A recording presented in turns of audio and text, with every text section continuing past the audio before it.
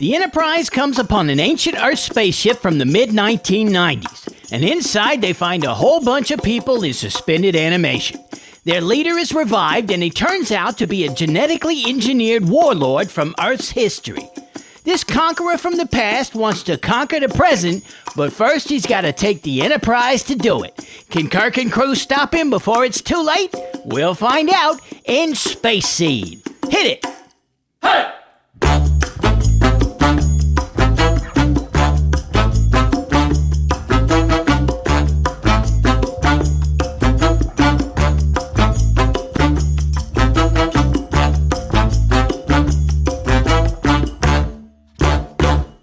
Two major guest stars this week. First, playing the ship's historian Marla MacGyvers, is Madeleine Roux. Like most of our guest stars, she did guest spots in all kinds of shows, from Have Gun Will Travel to Murder, She Wrote, including an appearance on Gene Roddenberry's The Lieutenant with Star Trek alum Gary Lockwood. And a couple of notable film appearances too, like Escape from Zarain with Yul Brynner, and It's a Mad, Mad, Mad, Mad World with, like, everybody and their mother in that friggin' thing. And hey, look at that! She was in an episode of Fantasy Island. Now, who else was in Fantasy Island? Oh yeah! The man, the myth, the legend, Ricardo Montalban.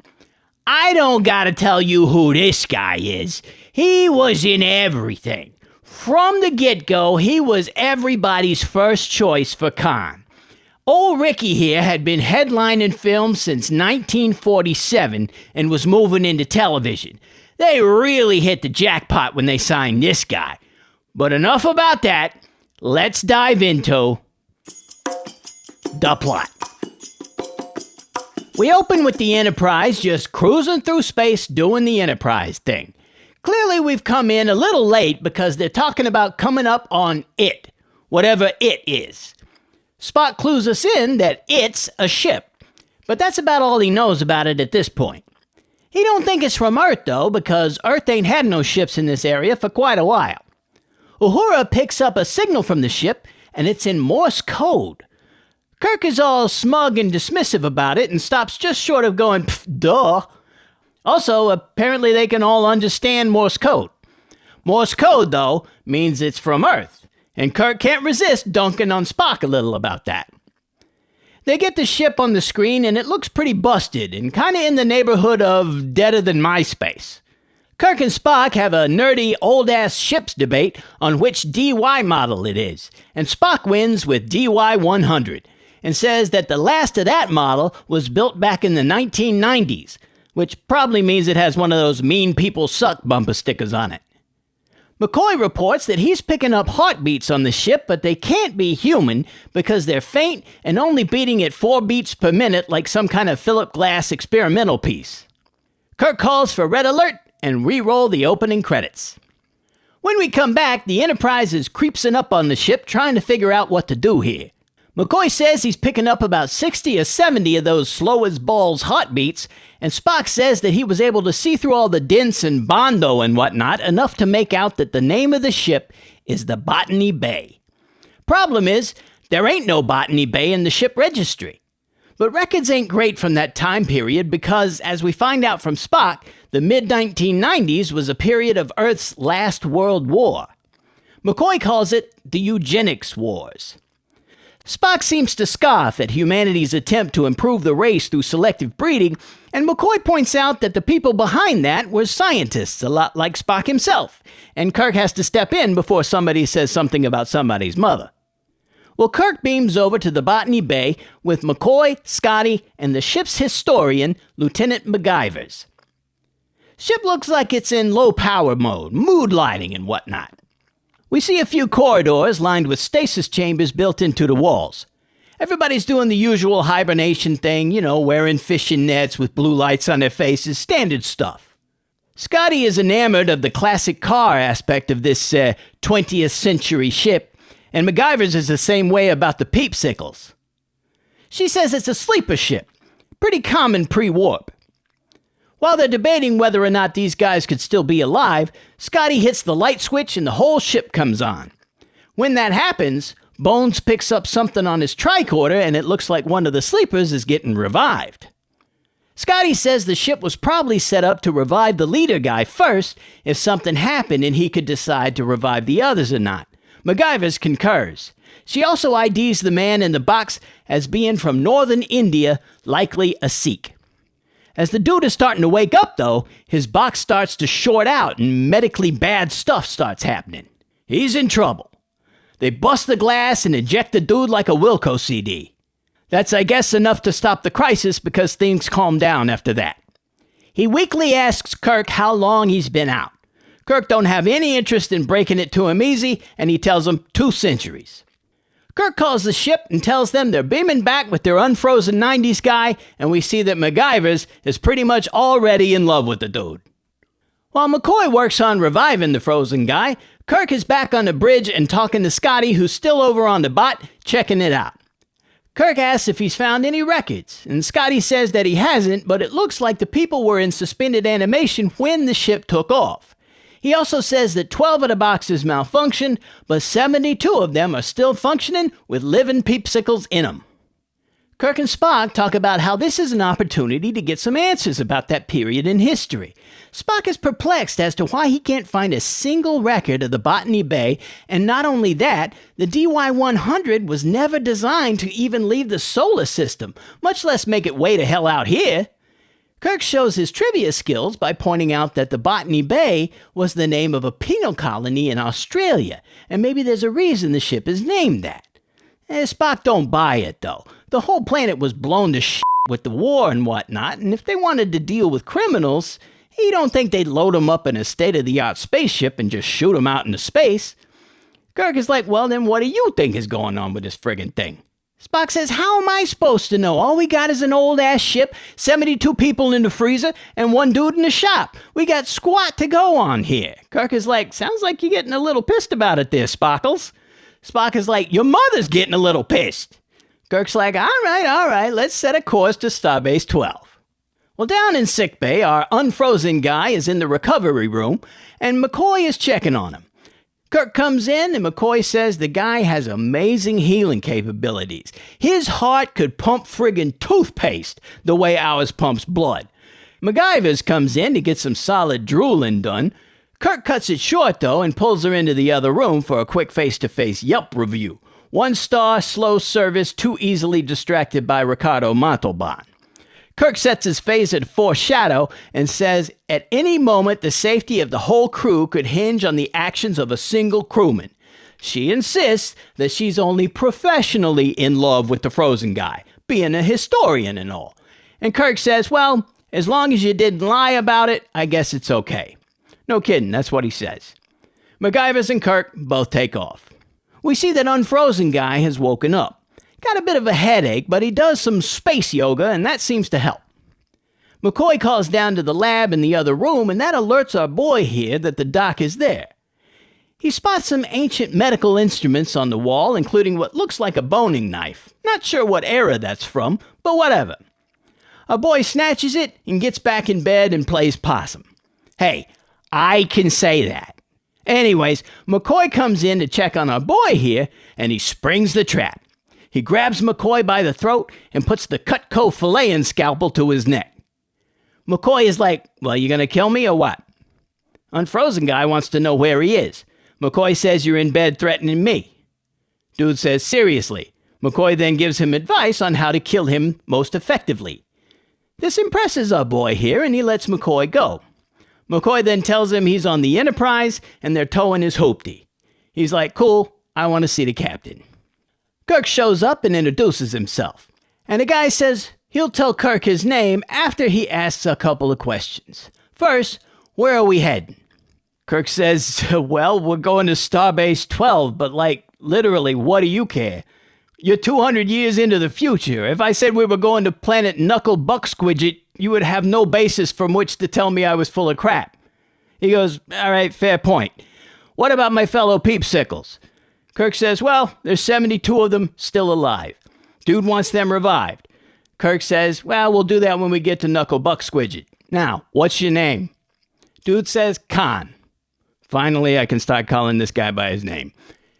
Kirk says, that's it? Just Khan? Khan says, Khan. Once Kirk starts asking his own questions, though, Mr. Cardio Hartzenegger over here suddenly gets fatigued and needs some rest. McCoy, being a doctor, agrees with him. Before Kirk goes, though, Khan says, "I'm something of an engineer myself, you know. I would be ever so delighted to read the technical manuals of your Federation starship here."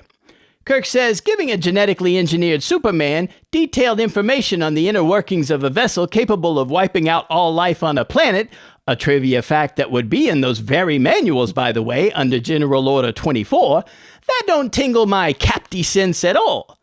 Here's the whole library computer. Knock yourself out. Khan goes, "Wow, this is going to be easier than I thought." Cut to the bridge where Spock is pointing out that Khan is reading the hell out of those technical manuals. Kirk is like, "Well, I didn't want to be rude. So do you think he's a genetic Superman then?" Spock is like, "Yeah, could be." McCoy shouts from off stage, "Hey, did you not hear what I said about his heart?" Spock points out that his age would be right for him to be a part of a group of these genetically engineered supermen that seized power in 40 nations across the planet in 1993 while the world was distracted by the premiere of Beavis and Butthead. Kirk points out, though, that they were arrogant and aggressive and started to attack each other. Spock says, "Yep, when you think you're the top of the pyramid, you don't want no company up there." Kirk says it was like having a whole bunch of Napoleons at once. Spock says after counting people in the historical accounts, he can't seem to find what happened to about 80 or so of these supermen. Kirk says the history books don't talk about any of them being missing. Spock says, yeah, they're going to admit they misplaced 80 friggin' Napoleons. Cut to sickbay where MacGyver floats into the room to chat with Khan. He turns on the charm and then immediately starts negging her and talking about her hairdo don't compliment her face and whatnot. So he puts her in front of the mirror and, without asking her permission or nothing, makes her perfectly fine hairdo look like she just put on a turtleneck sweater. Yeah, friggin' Vidal Sassoon over here. Cut to the conference room where they're preparing for a banquet to welcome Khan to their century. They got the full spread. Space celery, delicious color cubes, you name it. McCoy comes in and Kirk asks him just how into Khan does he think MacGyver's is. He goes, are you kidding? You can get her to fall out of her chair by just going, "The plane!" Cut to MacGyver's quarters and she's letting Khan in. He says he was hoping she'd show him to the dinner. Didn't see where the conference room was in those technical manuals, I guess. He apparently found the Gucci outlet on the fashion deck, though, because he's sporting a pimpin' gold suit, and I don't remember seeing a hanging bag in that cryo chamber. He walks over to some artwork MacGyver's has done of various kings and generals and whatnot from history, Napoleon and such. He uncovers one and sees that she's been painting him, too. Well, there goes any chance of her playing hard to get, I guess. Speaking of that, he immediately kisses her. Crust is all to the banquet, and Kirk says they all would love to hear about Khan's crazy story about how he came to be frozen solid in deep space. Khan says, we got bored with Earth. Nothing to do there. Spock says, what about the war to end tyranny? That sounded like a hoot and probably a worthwhile cause. Khan's like, I don't know if I'd call it tyranny, more like uniting the world. Spock says, oh, yeah, united. Kind of like how slaves are united under one master, right? Khan's like, nah, you had to be there. It was a different time. Kirk ain't been saying nothing during this, and Khan compliments him on his tactic of letting Spock do the logic foo on him. Kirk's like, Spock does the people, I do the computers. So what's up with you running off when mankind could use your big-ass brain and all that? And Khan goes, hey, we tried to unite them with that slavery thing, and they didn't want it. Kirk goes, ha! Looks like I can do people too. Suddenly, Khan is all tired again and wants to go back to his room. In his room, Khan's pacing around all cheesed off because his genetically engineered brain ain't supposed to do dumb crap like that. Well, big surprise, MacGyver shows up and is all sorry about what happened. They have this thing against authoritarianism. I don't know what their deal is. He goes, well, I'm a mystery to them. And she's all, not to me, I know who you are. He gets a little worried about that, but she says, you're one of them Napoleons I like to paint. She says she don't think he's going to like living in this century. He makes a move on her, saying that maybe he can Napoleon it into something that he wants it to be. She says she don't want him to do that, and he goes full tilt red pill poster boy, rejecting her and then telling her she's got to beg to stay, and then makes her promise to help him take over the ship, which she does. Well, great. Cut to the conference room where the top four are reviewing the rap sheet of one Khan Noonien Singh. During the Eugenics Wars, he was the absolute ruler of everything from Asia to the Middle East. He was the last of the genetic tyrants to be defeated. Scotty says he always kind of liked this guy. Kirk and McCoy agree that he was the best of the ruthless dictators. Spock thinks they're crazy for romanticizing these scumbags. Can't say I disagree with him on that one. Well, now that they've positively ID'd the guy, Kirk orders a 24-hour guard placed on Khan's quarters. As we cross-dissolve to Khan's quarters, we see Khan in his fourth costume of the episode, sporting engineering red and looking perturbed. He asks what gives with the door being locked and the gun-type dude being outside. Kirk lets him know that they know exactly who he is, and he wants to know just what the heck Khan and his refrigerator fascists are doing. Khan says they wanted the chance to build a new world. He also laments about how little humans have advanced in 200 years. Lots of new tech, sure, but humans themselves are pretty much the same as they were in his time. He says that's good news for him and his buddies. Kirk goes, well, that's all I needed to know. See ya, and walks out. Almost immediately, Khan does some more space yoga, which focuses his chi or whatever enough to force open his door and knock the guard on his door across the corridor. In the transporter room, MacGyver has a phaser on Kyle and tells him to step away.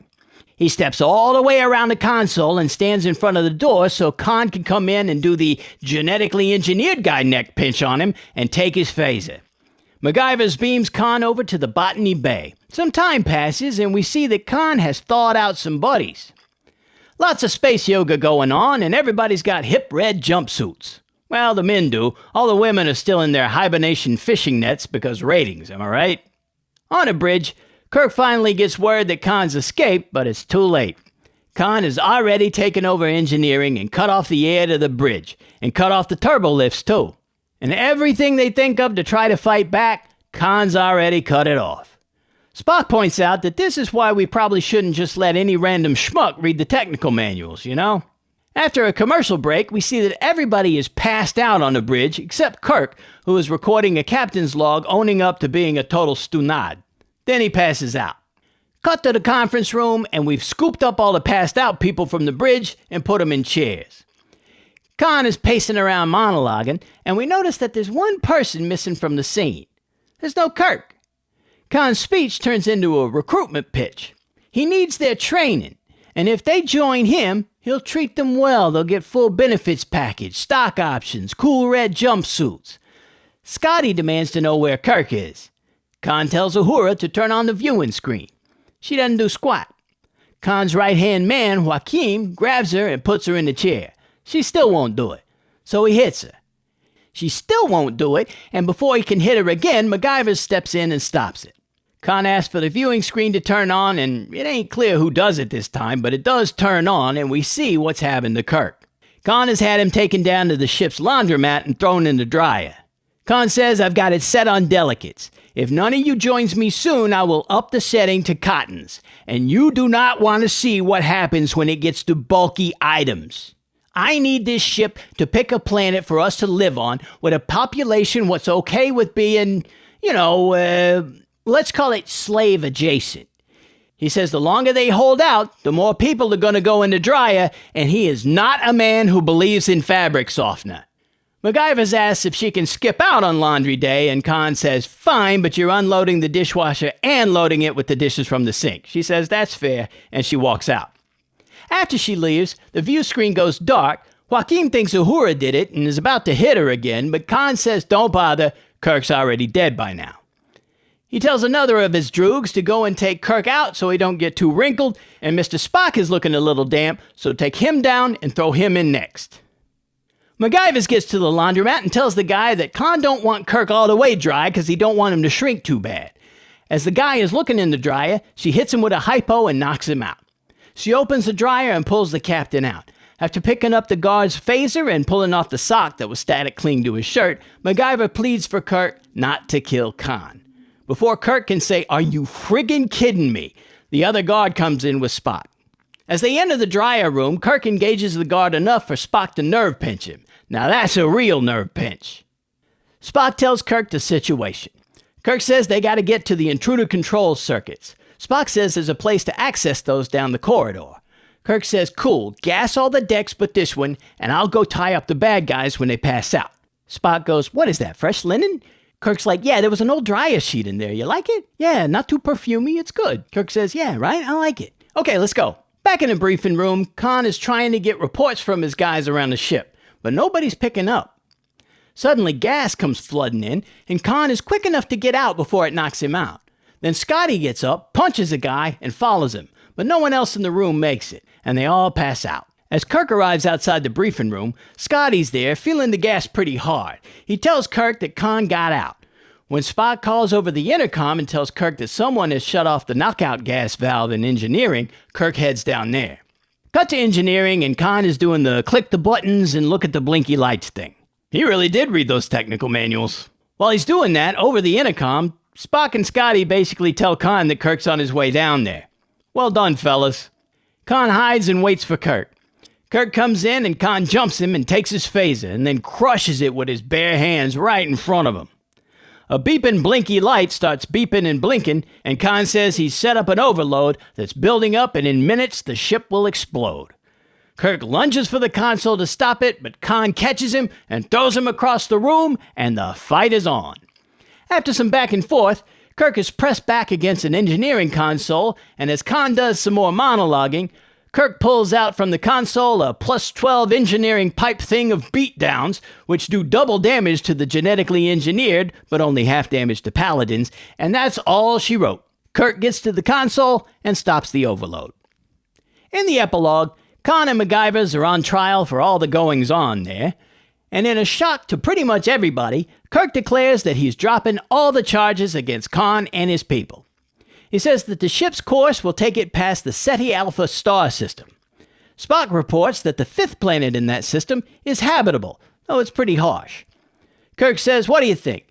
Want to live on a crap-hole planet and rule it, I guess?" Khan says, "Yeah, that works."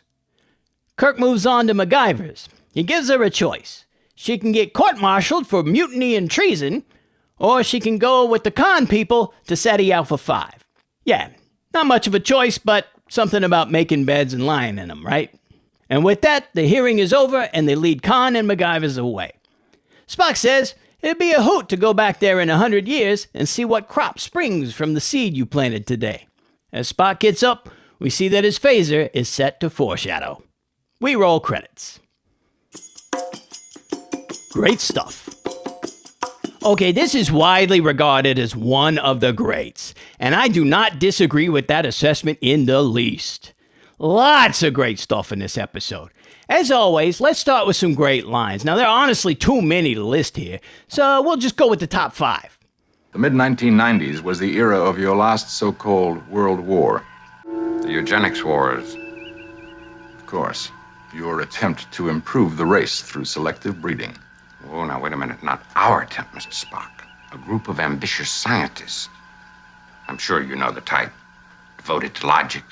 Completely unemotional. Doctor, I would be pleased. All right, was your word. This makes the list for a number of reasons. First, you guys know I'm gonna put a Spock-McCoy square-off in here.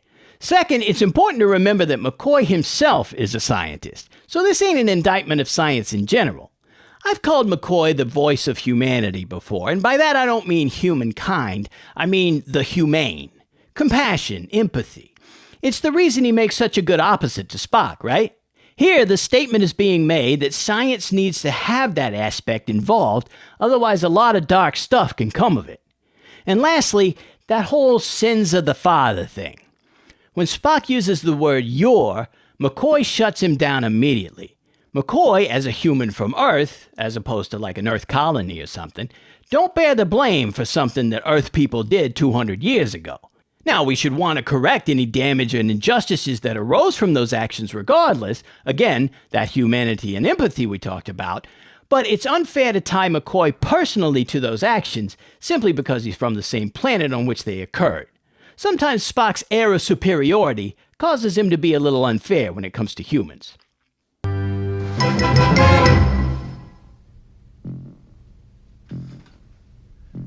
Well, either choke me or cut my throat. Make up your mind.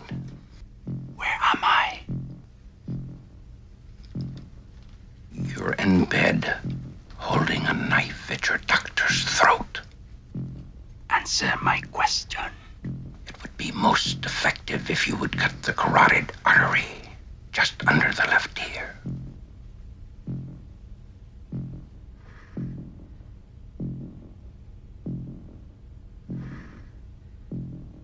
I like a brave man. I was simply trying to avoid an argument. McCoy don't get a lot of opportunities to be a real badass, but when they come along, he don't let them slip by. This is a great scene, and DeForest Kelley plays it perfectly. And speaking of being a badass, though she don't get any lines during this, Uhura's defiance in the face of Joaquin's brutality shows her to be pretty badass herself. She don't like getting hit, but she'll be damned if she's gonna give in to these scumbags, no matter how genetically engineered they are. Adventure, Captain, adventure. There was little else left on Earth. There was the war to end tyranny. Many considered that a noble effort. Tyranny, sir? Or an attempt to unify humanity? Unify, sir. Like a team of animals under one whip.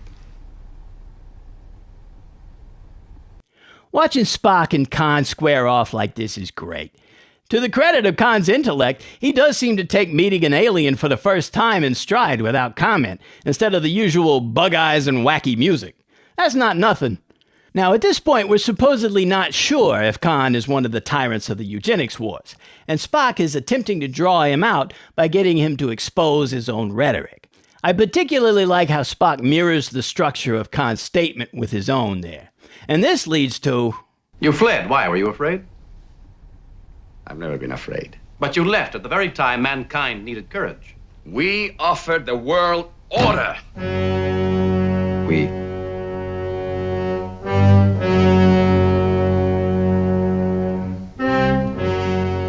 Excellent.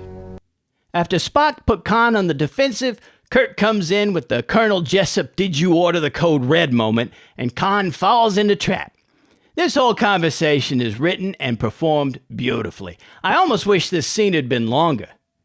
Gentlemen, this romanticism about a ruthless dictator is... Mr. Spock, we humans have a streak of barbarism in us. Appalling, but there, nevertheless. There were no massacres under his rule. And as little freedom. No wars until he was attacked. Gentlemen. Mr. Spock, you misunderstand us. We can be against him and admire him all at the same time. Why this is in the great lines section will become apparent in a minute, but Kirk's line about how they can be against him and admire him at the same time, I'm sorry, that just don't apply here. This ain't the Romulan commander over here. This is like Mega Hitler. This guy is a ruthless tyrant who sees non-genetically engineered people as insects to be subjugated like animals. Spock is 100% right here. I'm honestly surprised that McCoy takes part in this exchange, considering his obvious disdain for the whole ordeal earlier in the episode. But the thing I wanted to point out is that I think this exchange is one of the reasons Kirk gives MacGyvers the choice that he does at the end of the episode. Yeah, she betrays Khan and helps screw up his plans, and in doing so helps save the ship, but this shows that deep down, Kirk kind of gets where she's coming from in being caught up in the aura of power that Khan projects. These guys clearly feel it too, though obviously to a lesser extent. It's hard to outline just what it is that makes this episode so good. Not that it's a mystery, it's just that what doesn't make it good, you know? Everything clicks. Ricardo Montalban is hugely charismatic as Khan. The concept is really solid science fiction stuff. There's a good mix of philosophy, dialogue, and action. It brings in a kind of bleak near future for Earth, which is kind of a first for Star Trek so far. So it's a little dark, too. It's just fantastic.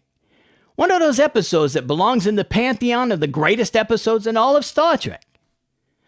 Although... the Goof. So one of the things I'm not going to talk about is all the stuff that gets contradicted by Star Trek II: The Wrath of Khan. Yeah, Chekhov, whatever. We'll talk about that when we get to Star Trek II in 2047 or whatever. But the episode itself has a couple of bits of minor goof. First, here's a fun on-screen prop issue. Watch Kirk's phaser as he's breaking the glass to eject Khan from the freezer. And you see McCoy keeps looking down at it. I guess making sure he don't step on it or something. But he's trying to do it without blowing the tape because he's noticed that no one said cut yet. Pro tip, never assume the take is blown. If you don't hear cut, I don't care if your pants fell off, you keep going. Props to DeForest Kelley, the only actor to notice the phaser, for staying in the scene. Heh, props. Okay, so Kirk's speech to MacGyver is about how there could be a time when the safety of the whole crew could come down to the actions of a single crewman was an obvious bit of foreshadowing, because that's exactly what happened, because of this crewman right here. How are you going to give a random stranger access to all the technical manuals of a friggin' starship? And this happens a lot in Star Trek, too. Worf's dad read all the manuals for the Enterprise D. Like, why are these available to just anybody? Without those manuals, this episode don't happen. Which, of course, is why it happens. I totally get that. But if they gave Khan a copy of Chicken Soup for the Genetically Engineered Soul or something, I don't care what color MacGyver's uniform is, they're not going to be able to do squat. Seriously, why is she in red? And lastly, it's just funny to me how deliberate the multinational list of names that Khan rattles off when he can't get anybody on the phone from the briefing room is. Armory, this is Khan. Report. Rodriguez. Ling. McPherson.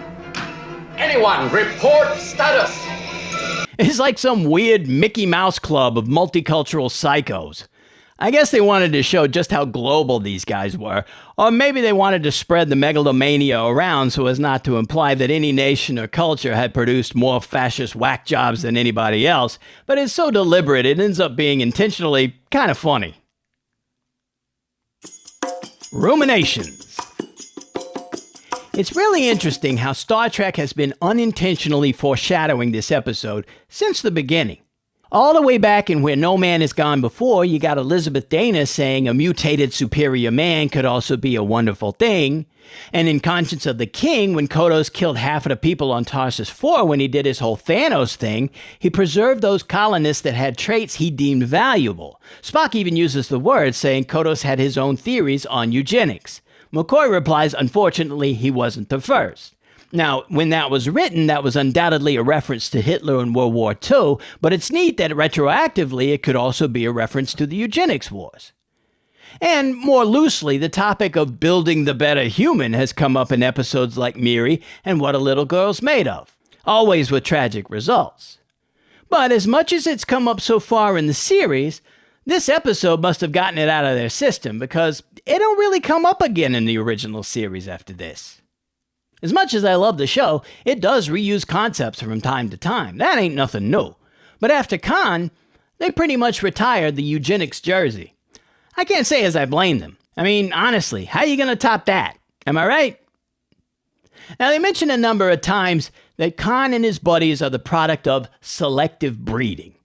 Also that they're from the 90s. Now, the 90s were only 30 years into the future at that time. And maybe the implication is that these eugenics programs were going on in secret since the 1900s or something. Remember, we're not talking about the books here, just what's in the show. But it seems like just choosing who's having a kid with who wouldn't be enough to produce a Khan or even a Joaquin in those 30 years. That's more like some Bene Gesserit long game stuff right there. I always thought there had to be some kind of gene splicing or gene editing going on to get where Khan is that fast. Now, much smarter people than your possum here have debated this subject ad nauseum. I don't think anyone would be against eliminating certain genetic disorders that cause serious pain, suffering, brevity of life, that kind of thing. But once those are gone, the next one on the list that ain't quite as bad as those were starts to look easy to fix too. And then the next one. And then it becomes a question of which point do you draw the line? Now don't get me wrong, the slippery slope thing can definitely be a fallacy a lot of the time. It don't necessarily follow in all cases that if you do one thing, that it's going to domino into some weird extreme. But I think this is a case where that is definitely a real possibility. Some would say, that being the case, that we shouldn't venture into this realm at all. Others say, as long as we're just erasing negatives, we're in the clear. Then there are some that basically say, what the hell, let's open her up and see what she can do. I don't know. What do you think? That's right. Me, an animated possum from down the block, is asking you, a watcher of humorous Star Trek reviews, to give me your opinion on the moral and scientific implications of genetic manipulation. Because that's a normal thing people do, right? So there you have it. Space Seed. How about that Ricardo Montalban, huh? Was he great or what? If you like this little review here, do me a favor and hit that like button down there. And if you ain't a subscriber, please hit the subscribe button as well. Really helps the channel out. If you're in a position to help the channel monetarily, we got Possum merch at adstudiosmerch.com, link in the description. And we got channel memberships starting at just a Finsky a month. And the super thanks if you're just wanting to throw a couple of quatloos in the tip jar. Maybe I can get a slice at Lombardi's or something. But honestly, I'm just glad you chose to spend some time watching stuff with me, Possum Rob. Next time, the Enterprise shows up at a planet right when they're in the middle of a war. But it's the most orderly and polite war anyone has ever seen, with the casualties willingly zapping themselves in suicide booths. It's War Games meets Twilight Zone with a side of D-bag diplomat in A Taste of Armageddon. Until then, possum friends are awesome friends. Take it easy, all right? Later.